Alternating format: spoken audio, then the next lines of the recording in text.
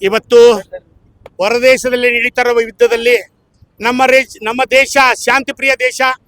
ಇಂಥದ್ದಲ್ಲಿ ನಮ್ಮ ಇಲ್ಲಿ ಹುಬ್ಳಿ ಧಾರವಾಡದಷ್ಟೇ ಅಲ್ಲ, ಇಡೀ ಅಖಂಡ ಕರ್ನಾಟಕದಲ್ಲಿ ಏನಿವತ್ತು 10 ಲಕ್ಷಕ್ಕಿಂತ ಆಟೋ ರಿಕ್ಷಾ ಚಾಲಕರು ಹೆಚ್ಚಿಗೆ ಇದ್ದೀವಿ.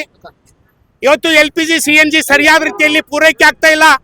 ಕೇಂದ್ರ ಸರ್ಕಾರ ಹೇಳ್ತಾ ಇದೆ ಇನ್ನು ಸುಮಾರು 1 ವರ್ಷಗಳ ಕಾಲ ನಾವು ಎಲ್ಲಾ ರೀತಿಯೂ LPG CNG ಪೆಟ್ರೋಲ್ ಡೀಸೆಲ್ ಪೂರೈಸಲಿಕ್ಕೆ ನಾವು ಸಿದ್ಧವಾಗಿದ್ದೇವೆ, ಯಾವುದೇ ರೀತಿ ಜನರಿಗೆ ಆತಂಕ ಬೇಡ ಅಂತ ಹೇಳ್ತಿದ್ದಾರೆ.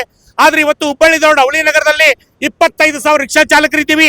ಇವತ್ತು 100 ರೂಪಾಯಿ 200 ರೂಪಾಯಿ LPG ಹಾಕೊಂಡು 400-500 ರೂಪಾಯಿ ದುಡ್ಕೊಂಡು ಅವತ್ತಾರ ರೇಷನ್ ತಗೊಂಡೋಗಿ ತಿನ್ನುವಂತ ಜನ ನಮ್ದು.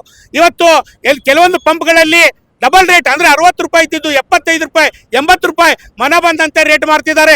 ಜಿಲ್ಲಾಡಳಿತ, ಆರೋಗ್ಯಾಧಿಕಾರಿಗಳು, ಸಂಬಂಧಪಟ್ಟ ಇಲಾಖೆದವರು ಇವ್ರ ಮೇಲೆ ಸೂಕ್ತ ಕ್ರಮ ತಗೋಬೇಕು. ಇಲ್ಲಾದ್ರೆ ರಾಜ್ಯ ಸರ್ಕಾರ, ಕೇಂದ್ರ ಸರ್ಕಾರ ಇದಕ್ಕಿಂತ ಹೆಚ್ಚಿನ ರೀತಿಯಾಗಿ ಉಗ್ರದ ಹೋರಾಟ ಮಾಡ್ತೇನೆ, ಮಾಧ್ಯಮಕ್ಕೆ ವಿನಂತಿ ಮಾಡ್ತೇನೆ.